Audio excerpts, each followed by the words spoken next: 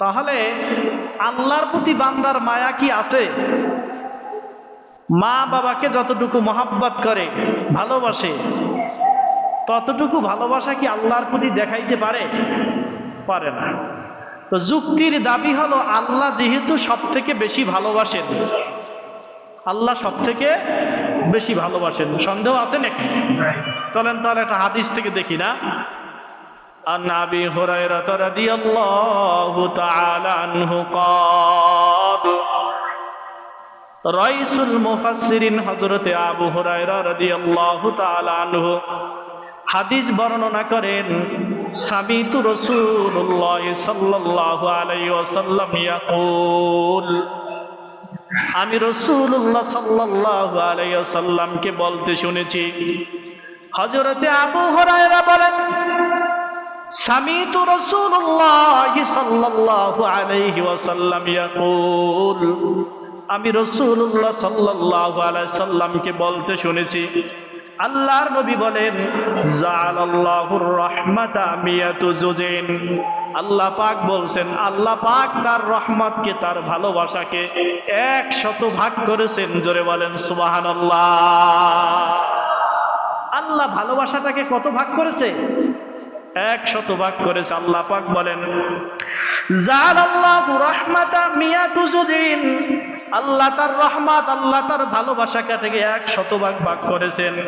ফাআমসাকা ইনদাহু 99 জুজআ, আল্লাহ পাক বলেন 100 ভাগ করার পর 99 ভাগ মায়া ভালোবাসা আমি আল্লাহর কাছে রেখেছি, আর 1 ভাগ তামাম পৃথিবীতে ছড়ায় দিয়েছি। কথা বুঝতেছে? পৃথিবীর শুরু লগ্ন থেকে 1 ভাগ ভালোবাসা বনি আদম থেকে শুধু মানুষের জন্য নয়, পৃথিবীতে যত মাখলুক আছে এই সমস্ত মাখলুকের জন্য 1 ভাগ ভালোবাসা। ওই 1 ভাগ ভালোবাসা থেকে মা পেয়েছে কিছু অংশ, বাবা পেয়েছে কিছু অংশ, জঙ্গলের হিংস্র প্রাণী পেয়েছে কিছু অংশ।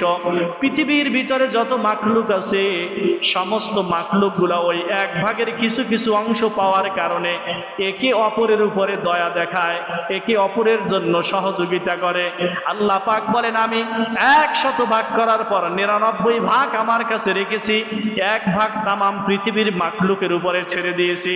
ওই 1 ভাগের কারণে মানুষ মানুষকে দয়া দেখায়, জঙ্গলের হিংস্র প্রাণী দয়া দেখায়, সমুদ্রের ভিতরে বিশাল ধরনের তিমি মানুষের উপরে দয়া দেখায়, কত মানুষের উপরে কত জিনিস দয়া দেখায়। বিশেষ করে সব থেকে বেশি মা সন্তানের উপরে দয়া দেখায়, ঠিক কিনা? মায় কতটুকু পেয়েছে? 1 ভাগ তামাম পৃথিবীতে আল্লাহ ভাগ করে দিলেন, তামাম পৃথিবীতে আল্লাহ 1 ভাগ করে দিলেন। আল্লাহ পাক বলেন, ওয়া আনজালা ফিল আরদি, জমিনের ভিতরে আমি আল্লাহ পাক 1 ভাগ ছেড়ে দিয়েছি, জুজান ওয়াহিদা, 1 ভাগ ছেড়ে দিয়েছি। ফামিন যালিকা জুজিন ইয়াতারাহামুল খালক, এই 1 ভাগের কারণে একে অপরের উপরে মায়া দেখায়, আর 99 ভাগ মায়া ভালোবাসা আমি আল্লাহ আমার কাছে আমার জন্য রেখে দিয়েছি। আল্লাহ পাক রব্বুল আলামিন এজন্য বলেন, বান্দারে তুমি যখন গুনার পথে হাঁটো, জাহান্নামের দিকে যখন তুমি অগ্রসর হও, আমি আল্লাহ রব্বুল আলামিনের কুদরতে কলিজার ভিতরে কেমন যেন তোমার জন্য যেই ব্যথা অনুভব হয়, ওই ব্যথা তোমার মা বাবা অথবা দুনিয়ার কেউ অনুভব হয় না। সন্তানকে যদি মায়ের সামনে জীবন্ত অবস্থায় আগুনের ভিতরে ফালায়া দেওয়া মায়ের জন্য কত কষ্টকর, আল্লাহ বলেন 99 ভাগ ভালোবাসা মায়ার মালিক হলাম আমি আল্লাহ। ওই আমি আল্লাহ এত ভালোবাসা নিয়েও দেখি যে আমার বান্দা জাহান্নামে যাইতেছে, আমার বান্দা জাহান্নামের পাশে ঘুরতেছে, গুনাহ করতেছে। এজন্য আল্লাহর বান্দার জন্য কষ্ট হয় না? হয় না? জোরে বলতে হবে, কষ্ট হয় কি হয় না? কিন্তু বান্দা তো গাফেল হয়ে গেছে। আল্লাহ পাক রব্বুল আলামিন বলেন, ওয়ামান আরাদা আন যিকরি ফাইন্না লাহু মাঈশাতান দানকা ওয়া নাহশুরুহু ইয়াওমাল কিয়ামাতি আমা। সূরা তাহার ভিতরে আল্লাহ পাক 124 নম্বর আয়াতে তুলে দিয়েছেন। আল্লাহ পাক বলেন ওয়ামান আরাদা, যেই ব্যক্তি বিমুখ হয়ে যাবে, সরে যাবে, ওয়ামান আরাদা আন যিকিরি, এখানে জিকির যারা কোরআনকে বোঝানো হয়েছে, আমার কোরআন থেকে যেই ব্যক্তি গাফেল হয়ে যাবে, ওয়ামান আরাদা আন যিকিরি ফা ইন্না লাহু মাঈশাতান দাঙ্কা, আমি আল্লাহ পাক রব্বুল আলামিন নিজে, আমি তার দায়িত্ব আমার হাতে নিয়ে নেই। মাঈশাতান দাঙ্কা মানে হলো আল্লাহ পাক রব্বুল আলামিন বলেন ওই ব্যক্তি মাঈশাতান দাঙ্কা ওয়া নাহশুরুহু ইয়াওমাল কিয়ামাতি আমা, আমি আল্লাহ নিজে দায়িত্ব নিয়ে ওকে পাকড়াও করে দেই। আল্লাহ এত ভালোবাসা থাকার পরেও আল্লাহ বলছেন যে কোরআন থেকে সরে যায়, আমি আল্লাহ পাক নিজে দায়িত্ব নিয়ে ওর জীবনকে সংকীর্ণ করে দেই। জীবনকে কি করে দেই? কথা বলেন, জীবনকে সংকীর্ণ করে দেই। সংকীর্ণতা কি? 1000 কোটি টাকার মালিক আছে, কিন্তু অন্তরের ভিতরে শান্তি নাই, সংসারের ভিতরে শান্তি নাই, দেহের ভিতরে শান্তি নাই, বিভিন্ন রোগ শোক দিয়ে দিয়েছে, বিভিন্ন টেনশন দিয়ে দিয়েছে, রাতের বেলা ঘুমাইতে পারে না এমন লোক আছে না নাই? এত সুন্দর করে জাজিম ফিট করেছে, এত সুন্দর খাটিয়ার ভিতরে, এত সুন্দর পালঙ্কের ভিতরে বান্দা শুইছে, আরামের ঘুম দেবে, কিন্তু দেখতেছে বান্দা ঘুম আসতেছে না, মাঈশাতান দাঙ্কা। আল্লাহ বলেন আমার কোরআন থেকে যদি মুখ ফিরায় নেয়, বিমুখ হয়ে যায়, আমি আল্লাহ নিজে দায়িত্ব নিয়া ওকে সংকীর্ণতার মধ্যে ফেলাই দেই।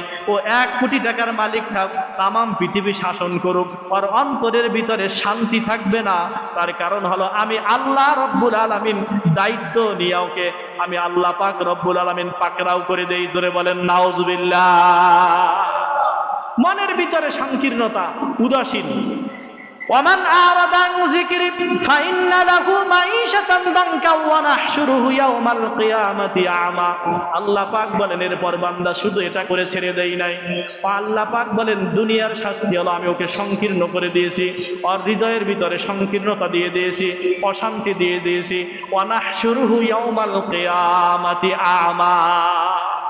বান্দা কিয়ামতের ময়দানে ওর দুনিয়ার শাস্তি হলো এটা, যেহেতু কোরআন থেকে সরে গেছে, কিয়ামতের ময়দানে আমি আল্লাহ ওকে অন্ধ অবস্থায় কিয়ামতে উঠায় দেব। জোরে বলেন নাউজুবিল্লাহ। অন্ধ বানায়া কিয়ামতে উঠায় দেব। ওয়া নাহশুরুহু ইয়াওমাল কিয়ামাতি আমা, কিয়ামতে অন্ধ বানায় দেব।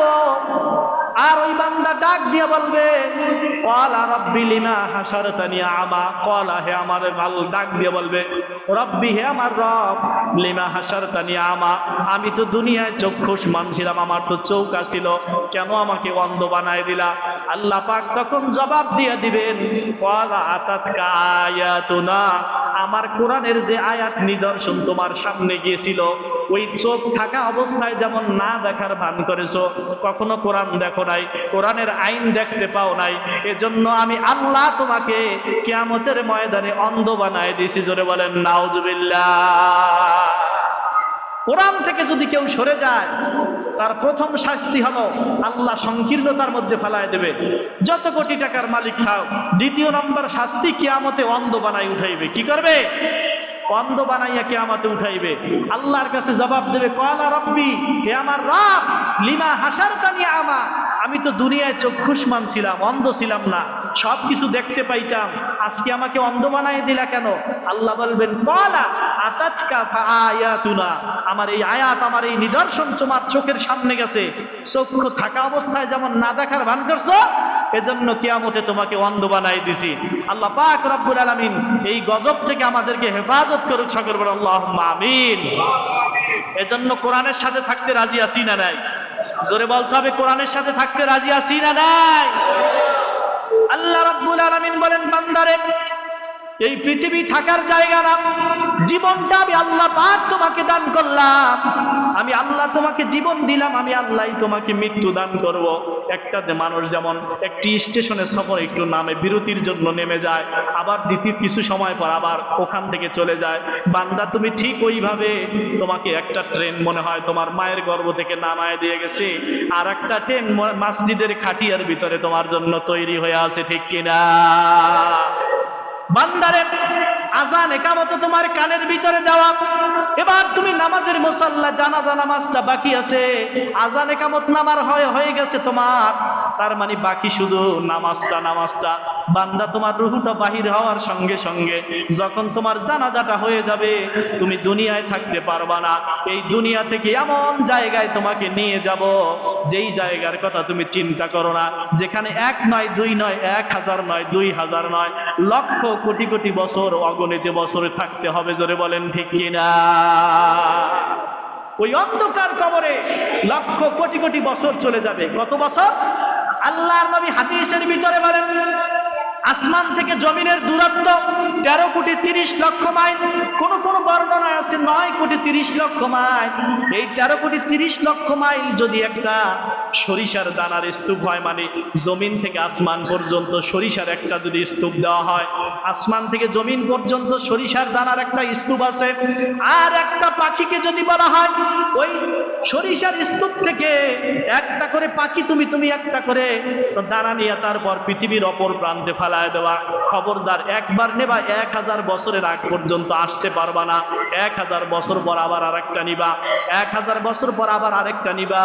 ওই আসমান থেকে জমিন বরাবর সরিষার কালটা এক সময় না এক সময় শেষ হওয়ার সম্ভাবনা আছে। তোমার আখিরাতের জীবনের কোনো শেষ হওয়ার সম্ভাবনা না। কথা বুঝে আসছে? এত অনাদিকাল আল্লাহ পাক বলেন, বান্দারে যদি তুমি ওটাই বুঝে থাকো, ওই অনাদিকাল অনন্তকাল যেই কবরের ভিতরে থাকবা, ওই কবরের জন্য তুমি কি তোমার পুঁজি আছে, কি তোমার আমল আছে? যদি প্রশ্ন করা হয়, আল্লাহ 24 ঘন্টা হায়াত দিয়েছি, এর ভিতরে কয় ঘন্টা আল্লাহর কাছে ব্যয় করছো? এই জবাব যদি আল্লাহ চায়, কে জবাব দিতে পারবে? মাত্র 1.5 ঘন্টা সময় লাগে 5 ওয়াক্ত নামাজ পড়তে, ওই 24 ঘন্টার ভিতরে 1.5 ঘন্টা সময় ব্যয় করে নামাজের সময় হয় না। ঠিক কিনা জোরে বলেন? এই 1.5 ঘন্টা আল্লাহর কাছে ব্যয় করতে পারে না। অথচ আল্লাহ বলেন, বান্দারে তোকে যেই অক্সিজেন আমি দান করি, যদি একদিন তোকে 1 অক্সিজেনের বিল যদি হসপিটালে দেওয়া লাগতো, আইসিইউর ভিতরে যদি 1 ঘন্টা একদিনের বিল যদি তোর দেওয়া লাগতো, দেখা যাইতো কত লাখ টাকা তোর পিছনে ব্যয় করা হয়। আর আমি আল্লাহ পাক রব্বুল আলামিন এত সুন্দর করে অক্সিজেন দিয়েছি, সূর্য আমার, চন্দ্র আমার, এত নিয়ামত আমার, সব কিছু তোর পিছনে ব্যয় করতেছি। বান্দা তুই নাফরমানি করে আমার জমিনে আমার সাথে নাফরমানি করে চলো। বান্দা খবরদার, বেশি পাকড়াও হইস না বান্দা, বেশি বাড়াবাড়ি করিস না। আমি আল্লাহ ধরি না, আমি আল্লাহ যদি ধরি কেউ কিন্তু ছুটে আসতে পারবি না। জোরে বলেন ঠিক কিনা? ধরেছি আমি সাদ্দাতকে, ধরেছি ফেরাউনকে, ধরেছি নমরুদকে, আদম থেকে কত মানুষকে ধরেছি, একজনও কিন্তু ছুটে আসতে পারে নাই। তোমার বেলায় ব্যতিক্রম হবে না, আমার বেলায় কোনো ব্যতিক্রম হবে না। একবার হায়াতটা শেষ হয়ে গেলে আর কোনোদিন ফিরে আসা যাবে না। ইন্না বাতশা রাব্বিকা লাশাদীদ। বান্দা আমি আল্লাহর পক্ষ থেকে যখন পাকড়াও চলে আসবে, দুনিয়ার এমন কোন শক্তি নাই যে তোমাকে দুনিয়ায় বাঁচায় রাখবে। জোরে বলেন ঠিক কিনা? কেউ বাঁচাইতে পারবে না। আমি আল্লাহ যখন যদি মধ্যখানের এই সময়টা আল্লাহর পথে ব্যয় করতে পারো, যুবক ভাইয়েরা আমার, যৌবনের তাড়নায় কত গুনাহ করে, আর বহু মানুষ এই যুবক বয়সটাকে আল্লাহর রাস্তায় দান করে দিয়েছে, তারা কত দামি হয়ে গেছে। তাকায় দেখেন ইসলামের শশী দল যখন আল্লাহ রাসূল সাল্লাল্লাহু আলাইহি সাল্লাম দ্বীনের দাওয়াত দিয়েছেন, এই মুসলমান যুবক মানুষগুলা ইসলামের শশী দল ছায়াতলে এসেছে। হযরতে আলী কাররামাল্লাহু ওয়াজহাহু যুবক মানুষ অবস্থায় ইসলাম গ্রহণ করেছেন, হযরতে ওসমান, হযরতে আবু বকর যুবক অবস্থায় ইসলাম গ্রহণ করেছে, আর হযরতে ওমরে ফারুক রাদিয়াল্লাহু তাআলা আনহু, আল্লাহ রাসূল সাল্লাল্লাহু আলাইহি সাল্লাম যেই ওমরের ব্যাপারে বলতেছেন যে আমার পরে যদি কেউ নবী হতো, ওমরকে আল্লাহ নবী বানায় দিত। জোরে বলেন সুবহানাল্লাহ। কথা বুঝতেছেন? একেবারে শূন্য আমল। ওমর যখন আল্লাহ রসুলকে হত্যা করার জন্য গেল, মুহাম্মাদের শির কাটার জন্য গেল, শূন্য আমল না? একেবারে শূন্য না? হযরতে ওমর শূন্য আমল নিয়ে রওনা হয়েছেন। সেই ওমরের ব্যাপারে আল্লাহর নবী এই কথা বলেছেন, যদি আমার পরে কাউকে নবী বানায় দিতেন আল্লাহ পাক, তাহলে ওমরকে নবী বানায় দিতেন। এই ওমরের শানেও 10টা কোরআনের আয়াত আল্লাহ নাজিল করেছেন। আল্লাহ পাক রব্বুল আলামিন জানাইলেন, বান্দারে, ও যুবক ভাইয়ের আমার, মন যদি চায় যে না যৌবন বয়সটা আল্লাহর রাস্তায় কাটায় দেব, এর মানে না যে আমি যে সারাদিন তবলিগে পড়ে থাকলাম তা নয়। তোমার খেয়ালটা, তোমার ধ্যানটা, তোমারটা ইসলামের যদি কোনো কাজে লেগে যায়, তোমার জীবনটা যদি ইসলামের কাজে লাগে, সমাজের কাজে লাগে, ন্যায়ের কাজে লাগে, ইনসাফের কাজে লাগে, তাহলেই তুমি সফল। জোরে বলেন ঠিক কিনা? গোটা জিন্দেগি পার হয়েছে, আমার জীবনের হায়াত দিয়া ইসলামের কোনো কাজে লাগে নাই, সমাজের কোনো মানুষের উপকার হয় নাই, সমাজে ইনসাফের কোনো উপকার হয় নাই, সৎ পথ প্রতিষ্ঠা কায়েম করতে পারি নাই, কোরআনের রাজ কায়েম করতে পারি নাই, চেষ্টাও করি নাই। শুধু আমাকে আল্লাহ দুনিয়ায় পাঠাইছে, আমি সংসার করেছি, আপনাদের ভরণ পোষণের চিন্তা করেছি, ঈমান আমল কোনোটাই দুরস্ত করতে পারি নাই। এই অবস্থায় যদি চলে যান, আল্লাহ পাক বলেন, বান্দারে, তোকে এই জন্য আমি বানাই নাই। আমার বানানোর উদ্দেশ্য হলো ওয়ামা খালাকাতুল জিন্না ওয়াল ইনসা ইল্লা লিয়াবুদুন। বান্দা, জিন আর ইনসানকে আমি আল্লাহ আমার ইবাদতের জন্য বানাইছি, আমি আল্লাহর হুকুমত পালন করার জন্য বানাইছি। যৌবন বয়সটা যদি আল্লাহর কাজে লাগানো যায়, যৌবন বয়সটা যদি দিনের পথে থাকা যায়, ওই ব্যক্তিকে এক হাদিসে আল্লাহর নবী বলেন, যেই ব্যক্তি যৌবন বয়সে ইবাদত করে, ওই ব্যক্তিকে আল্লাহ পাক তার ওলি হিসাবে ঘোষণা করে দেয়। সুবহানাল্লাহ। এজন্য মনের ভিতরে এই চেতনা থাকতে হবে, আমার জীবন দিয়ে সমাজের কি উপকার হলো, আমার জীবনটা দ্বারা ইসলামের কি উপকার হলো, কি করতে পারলাম আমি, এই চিন্তা চেতনা থাকবেন। ঠিক কিনা? জোরে বলেন। আল্লাহ পাক বলেন, এই চিন্তা করতে করতে দিন কায়েমের আন্দোলনে যদি তুমি শরীক হয়ে যাও, আর যদি দিন কায়েমের আন্দোলন অবস্থায় তোমার জীবনটা চলে যায়, কিছু মানুষ মুনাফিক মার্কা মানুষগুলো বলে, এত বাড়াবাড়ি করতে কে বলছে, এখন মারা পড়ছে। ঠিক কিনা? কথা বলে কিনা? এই যে দেখেন, তরুণ যুবক ওসমান হাদির ব্যাপারে সারা গোটা বাংলাদেশ তার জন্য চোখের পানি ঝরাইতেছে। আল্লাহ পাক তাকে কেমন কবুল করছে? সুম্মাস্তাবা, আল্লাহ পাক বলেন, হুয়াস্তাবাকুম, আমি আল্লাহ বাছাই করি কাকে আমার দ্বীনের জন্য কবুল করব, আমি আল্লাহ বাছাই করে নেই। ও যুবক ভাইয়ের আমার, এই জীবনটা এমন সফলতার জীবন হয়েছে, কিছু মানুষ মুনাফিক মার্কা মানুষ মনে করে যে ওসমান মনে হয় আসলে এত বাড়াবাড়ি করতে কে বলছে, এখন দুনিয়াই নাই। জোরে বলেন ঠিক কিনা? বলে না যে কে এত বাড়াবাড়ি করছে। এখন দেখবেন হক কথা বললে যদি ইমামের চাকরি চলে যায়, বলে এত সময় ভালো না, তাহলে এত বাড়াবাড়ি করার দরকার কি? এখন বুঝুক। ঠিক কিনা? জোরে বলেন। এ কথা বলে কি বলে না? এটা বিষয় না, বিষয় হলো হক কথা বলার জন্য যদি চাকরি চলে যায়, ব্যবসা চলে যায়, তারপর ওই হক কথা বলার জন্য যদি পরীক্ষা আসে, ওই পরীক্ষায় উত্তীর্ণ হয়ে যায়, আল্লাহর কাছে ওই ব্যক্তি বড় দামি হয়ে যায়। জোরে বলেন ঠিক কিনা? দেখছে, দেশপ্রেমিক কারে বলে? যার প্রতিটা ইঞ্চি ইঞ্চি রক্তের ভিতরে শাহাদাতের তামান্না। ওসমান হাদির বহু বক্তৃতা, আল্লাহ যদি আমাকে শহীদ হিসেবে কবুল করে। ঠিক কিনা? জোরে বলেন। এবং তিনি বলেছেন, আমার জীবনটা যদি ইসলামের কোনো কামে লাগে, ইনসাফের কোনো কামে লাগে, কাজে লেগে যায়, ইনসাফের কাজে যদি আমার জীবনটা লেগে যায়, কাজেই তাকে এখন মানুষ বলতে ইনসাফের ফেরিওয়ালা বলতেছে, ইনসাফ প্রতিষ্ঠা করতে চাইছে, ন্যায় প্রতিষ্ঠা করতে চাইছে। আল্লাহ পাক তাকে এমন ভাবে কবুল করছেন, আল্লাহ পাক রব্বুল আলামিন বলেন, এই শাহাদাতের মৃত্যুটা হলো এমন, শাহাদাতের মৃত্যু যদি কেউ বরণ করতে পারে, ওই ব্যক্তি চাইতে আর নিয়ামত প্রাপ্ত ব্যক্তি জমিনের উপরে আর কেউ নাই। যুবকে, আমি তো আমার নিজের আফসোস করি যে ওই পথে আমার জীবনটা যদি আল্লাহ কবুল করত, আল্লাহ যদি আমার মৃত্যুটা ওইভাবে দান করত, আমার চাইতে সফল আর কেউ নাই। যুবক ভয় পাইতে পারে, ওটা ভয় নাই। এই দুনিয়ায় থাকা যাইবে না, প্যারালাইজড অবস্থায় মারা যায় না, বিছানায় পড়ে থাকে, মরে যাইবে, দুনিয়া তো বা থাকা যাইবে না। কিন্তু জীবনটা যদি আল্লাহর কাজে লাগানো যায়, ওই ব্যক্তির দামটা কেমন? হাদিসের ভিতরে আল্লাহ পাক বলেন, আল্লাহর নবী বলেন, মা আহাদুন ইয়াদখুলুল জান্নাতা ইউহিব্বু আইয়ারজা ইলা দুনিয়া। আল্লাহ পাক, আল্লাহ রাসূল বলতেছেন, দুনিয়ার ভিতরে যেই মানুষগুলা শাহাদাত বরণ করে, ওই মানুষগুলা জান্নাতে চলে যায়। জান্নাতে চলে গেলে কোনো মানুষ আর দুনিয়ায় আসতে চায় না, এমনকি তামাম দুনিয়ার বাদশা বানায় দিল, ওই মানুষ জান্নাত থেকে দুনিয়ায় আসতে চায় না। জোরে বলেন ঠিক কিনা? কথা বুঝতেছেন আমার? যে যে ব্যক্তি জান্নাতি হয়ে যায় তাম পৃথিবীর বাদশা বানায় দিলেও দুনিয়ায় আসতে চাইবে না। চাইবে? জোরে বলেন চাইবে? কিন্তু হ্যাঁ, শহীদ ব্যক্তিরা আল্লাহর জান্নাতে থাকে। হাদিসের ভিতর আল্লাহর নবী বলেন, আল্লাহ কোরআনেও বলছেন যে তাদেরকে তোমরা মৃত্যু বলো না।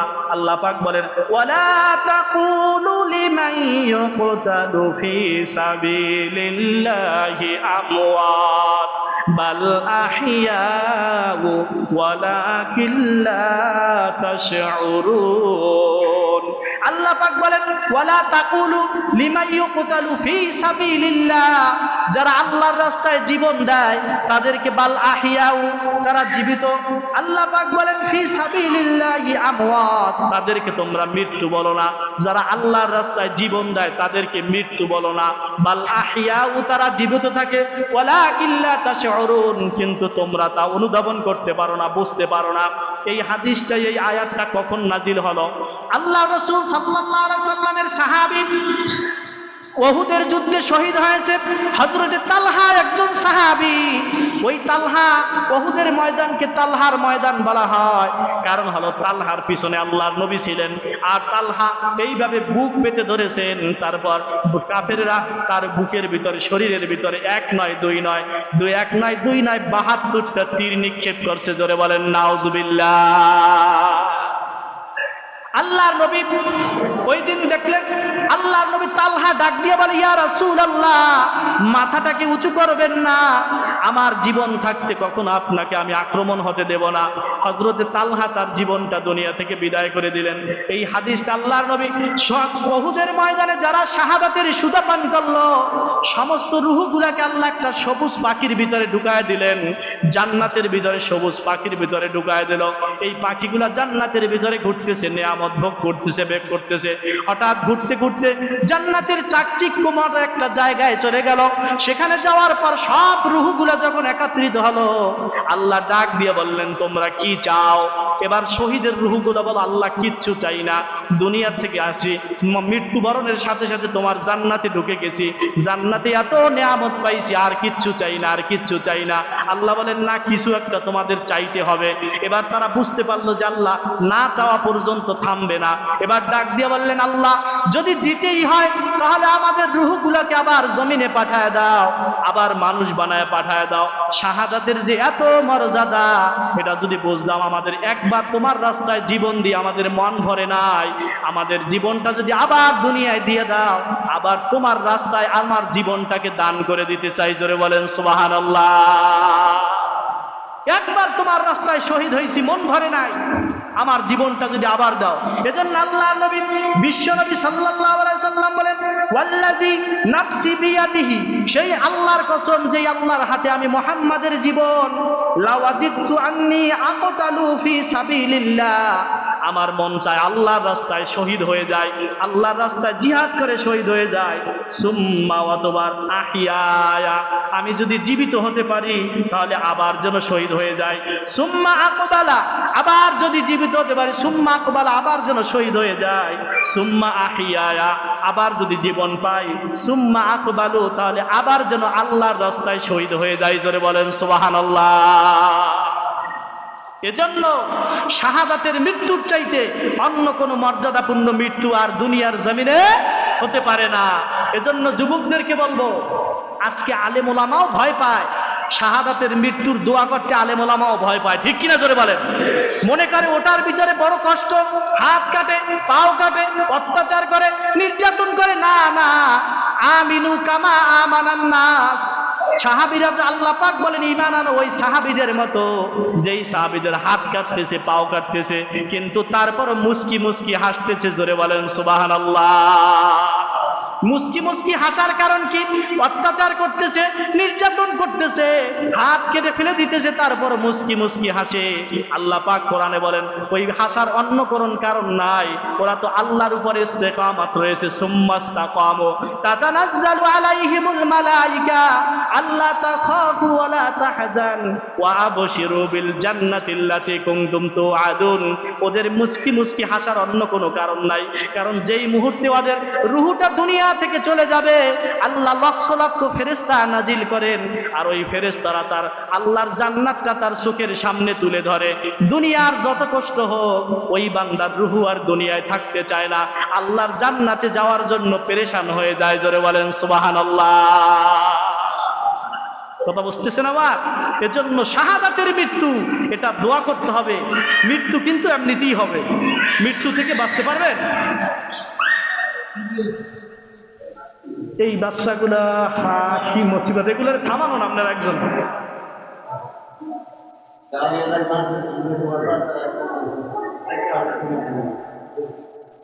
জিকির করে লা ইলাহা, জোরে লা ইলাহা, লা ইলাহা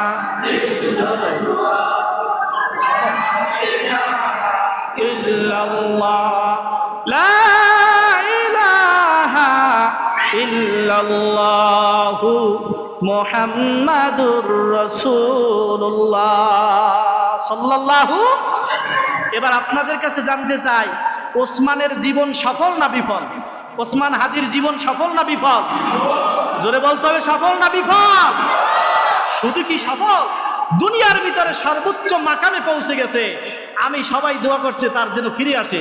আমি বললাম যে আসলে ফিরে আসার চাইতে যদি আল্লাহর জান্নাতে চলে যায়, আবার পরীক্ষার মধ্যে আল্লাহ তাকে সিলেক্ট করছে, আল্লাহ তাকে বাছাই করছে।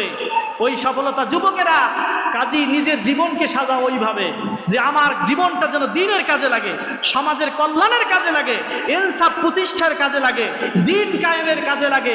যদি এর উপর ইস্তেকামাত থাকতে পারো, তোমার জীবনটা আল্লাহ শাহাদাতের এই তামান্না যদি থাকে, আল্লাহ রাসূল বলেন তামান্না যদি মনের ভিতরে থাকে, ও বিছনায় পড়ে যদি রোগ অবস্থায় মৃত্যুবরণ করে, তারপর আল্লাহ শাহাদাতের মর্যাদা দান করে দেয়। এজন্য আমাদের এই বিশ্বাস, আল্লাহর কাছে শাহাদাতের তামান্না চাইতে হবে যে আল্লাহ আমি শহীদ হতে চাই তোমার রাস্তায়। ঠিক কিনা জোরে বলেন? শাহাদাতের মৃত্যু, শাহাদাতের মৃত্যু ওটা কোনো মৃত্যু নয়, ওটা হচ্ছে এপারে আল্লাহর দুনিয়া, ওপারে আল্লাহর জান্নাত। ঠিক কিনা? একটা ব্রিজের মতো, সাঁকোর মতো, এপার থেকে চলে যাবেন, ওপারে আল্লাহর জান্নাতে চলে যাবেন। ঠিক কিনা জোরে বলেন? এজন্য আল্লাহ পাক রব্বুল আলামিন এজন্য আমার ভাইদেরকে যেন যেন ইমানের কাজে, দ্বীনের কাজে, দ্বীন কায়েমের কাজে আল্লাহ পাক যেন অগ্রণী ভূমিকা রাখার তৌফিক দান করুক। সকলে বলো আল্লাহুম্মা আমিন। এজন্য ভয় পাওয়ার কিছু নাই, মুমিনের হারানোর কিছু নাই। জোরে বলেন, মুমিনের হারানোর কিছু। মুমিন কখনো ভয় পায় না। দেখেন আল্লাহ পাক কি বলতেছেন, মুমিন কখনো ভয়। আল্লাহ পাক বলেন ওয়ালা নাবলুওয়ান্নাকুম বিশাইইন মিনাল খাউফি ওয়াল জু। আল্লাহ পাক বলেন আল্লাযীনা ইযা আসাবাতহুম মুসিবা, মুমিন কখনো ভয় পায় না। মুমিন যখন মুসিবতে পড়ে, ওয়াল্লাযীনা তারা আসাবাতহুম মুসিবা, যখন মুসিবতে পড়ে তখন বলে ক্বালু, তখন তারা বলে ইন্না লিল্লাহ। মুসিবতে পড়লে কি বলে? আর যখন তার উপরে রহমত বর্ষণ হয় তখন বলে কি? আলহামদুলিল্লাহ। কি বলে? আল্লাহর নিয়ামত আসতে পারে বলে আলহামদুলিল্লাহ। আর যদি মুসিবতে পড়ে কি বলে? ইন্না লিল্লাহ। মুসিবতে পড়লে কি বলে? মনে থাকবে ইনশাআল্লাহ। আল্লাহর নিয়ামত পাওয়ার সাথে সাথে আলহামদুলিল্লাহ, শুকরান। ঠিক না? আর মুসিবতে পড়লে মুমিনের হারানোর কিছু নাই, হারানোর কিছু। জীবনটা, এই মূল্যবান জীবনটা যদি আল্লাহর রাস্তায় দিতে পারি, তাহলেই আমি সফল। আমার চাইতে সফল আর কেউ নাই। কাজী আমার ভাইয়েরা, বাবারা, মূল কথা হলো এজন্য শাহাদাতের তামান্না মনের ভিতরে থাকতে হবে। সমাজকে ইনসাফ ভিত্তিক সমাজ কায়েমের ভূমিকা রাখতে হবে। এই দিন আল্লাহর কোরআন এই জমিনে বিজয় হোক, এটা চাই কি চাই না? জোরে বলেন, এই কোরআন দিয়া এই রাষ্ট্র চলুক, এটা চাই কি চাই না? চাই। এই আমরা অন্য কিছু চাই না। এই কোরআন দিয়ে যেন রাষ্ট্র চলে, সমাজ চলে, মানুষ ইনসাফের সাথে যেন বসবাস করতে পারে। আল্লাহ পাক সেই তৌফিক আমাদেরকে দান করুক। সকল বলেন আল্লাহুম্মা আমিন। আল্লাহ সকলকে কোরআনের জন্য কবুল করুক, দ্বীনের জন্য কবুল করুক। সকল বলেন আল্লাহুম্মা আমিন। আখিরে দাওয়ানা আলহামদুলিল্লাহি রাব্বিল আলামিন। যারা ক্বাবলাল জুমা আদায় করি নাই, 4